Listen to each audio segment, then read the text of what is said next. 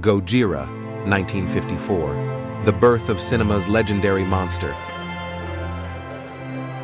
In the early 1950s, Japan was in the throes of the post-war period.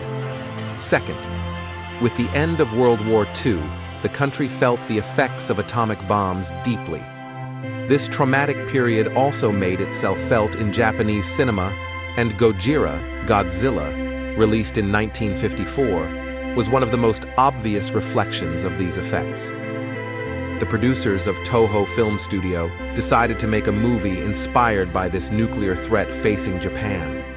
They wanted to tell the story of an enormous creature as a metaphor for the atomic bomb rollout that Japan experienced in Hiroshima and Nagasaki and its devastating effects on nature. It was gradually planned that this creature would be an octopus, but later it was designed as a dynamic, inspired by both Japanese mythology and creative films popularized in the West, creating a huge sea.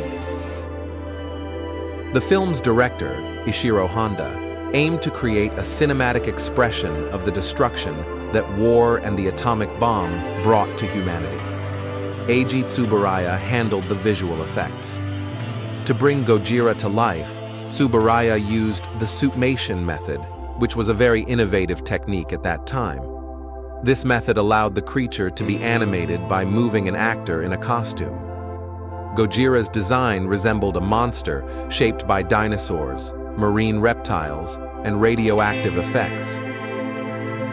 Gojira wasn't just a monster movie. This 1954 film became a symbol of the Japanese people's fear of the atomic bomb and their post-war trauma. Gojira's destruction of Tokyo represented the destruction brought by the atomic bomb and nature's rebellion against this destruction. The film told in a cinematic language how the Japanese people tried to cope with the deep scars left by the war and how these traumas settled into social consciousness. Gojira was released in Japan on November 3, 1954, and was a huge success.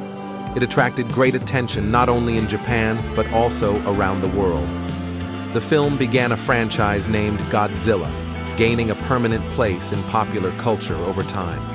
Gojira has become one of the most iconic monsters in cinema history, inspiring many sequels, television series, comics, and games. Gojira, 1954, went down in cinema history as a reflection of Japan's post-war social traumas and fear of nuclear threats. Using this gigantic creature, the film's creative team transformed the pain and anxieties of a nation into a cinematic art form, creating one of the most unforgettable figures in cinema history in the process.